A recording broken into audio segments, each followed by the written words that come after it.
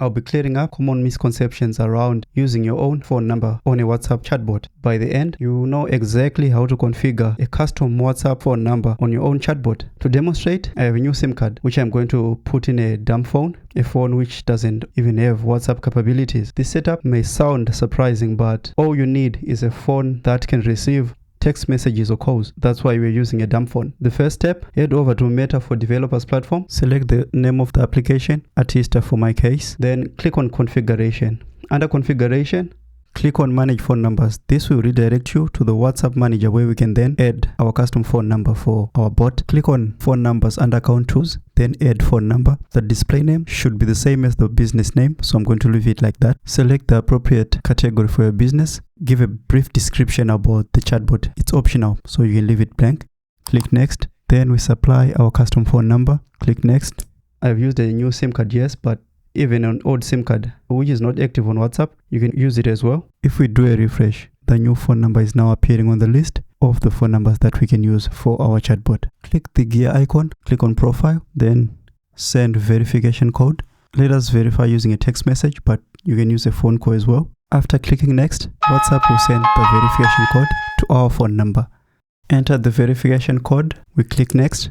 Our phone number has been successfully verified. There's a small configuration that we need to do, one which hasn't been properly documented by the WhatsApp team. Our newly added phone number is stuck in a pending state and we won't be able to use it until it's connected. To solve this issue, let's go to Meta for Developers platform, select the newly added phone number, then generate access token. This will reconnect our user account to our application. Then after that is done, when we go back to the WhatsApp manager and refresh, you'll see that the newly created phone number is now connected. It's no longer in a pending state. Not sure whether it's a feature or it's a bug on the WhatsApp side, because previously you just verified the phone number, then you were good to go without the extra step of reconnecting.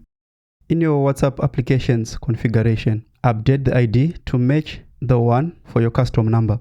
To walk you through this, I'll be using the application we built in the previous video, where we added GPT-4 for conversational intelligence and Stable Diffusion for text-to-image generation. You need to change the ID in the environment file to the new custom numbers ID, which we can find in our Meta for Developers account. Once you've saved this update, reload the application. Now, if we send a message to the phone number, our custom phone number, hello there,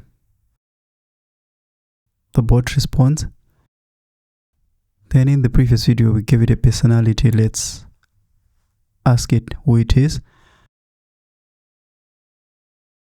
You'll see that the chatbot responds immediately, fully integrated with our custom number. Let's tackle some common misconceptions around using your own phone number for custom WhatsApp chatbot. As you've seen from the demonstration that we did, we used a dumb phone, one that doesn't even have WhatsApp capabilities. That brings us to the first, which is people assume that you need to have a phone with WhatsApp capabilities and you need to have WhatsApp installed. All you need is a phone that can receive text messages and calls, and you're good to go. You can even remove the SIM card from the phone. Once the verification step is done, your chatbot will continue functioning properly. The other misconception, which leads to most people not being able to use a custom phone number, they think that the phone number which they're supposed to use is supposed to be already active on WhatsApp. Actually, the number should not be registered on either WhatsApp, the personal WhatsApp, or the WhatsApp business. If it's active and registered first, then you can use it as a custom number for your WhatsApp chatbot. Alternatively, you can just buy a new SIM card. The other misconception is business verification is needed for you to be able to use a custom number.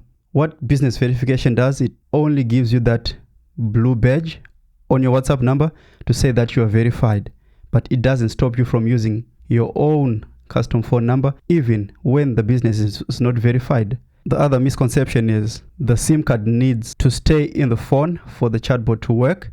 After you've done the verification process, you can even remove the SIM card from the phone and it will function properly. Once you verify, WhatsApp doesn't require ongoing access to the SIM. Once verified, you can continue using that same phone number even if it's not inside the phone. Because imagine a scenario where, let's say, your battery died, then your chatbot stops functioning, which doesn't make sense. So the SIM card doesn't need to be always in a phone for it to work as a custom phone number. You don't need to be an official business for you to be able to use a custom phone number for your custom WhatsApp chatbot. Business verification adds credibility on the platform, but anyone can use it without going through the business verification phase. With these misconceptions clarified, you should be all set to configure your custom phone number for your WhatsApp chatbot. If you found this video useful, check out this video where we built a WhatsApp chatbot that uses GPT-4 for conversational intelligence, or this one where we built text-to-image generation using Stable Diffusion right on a custom WhatsApp chatbot. Thanks for watching and be sure to subscribe for more.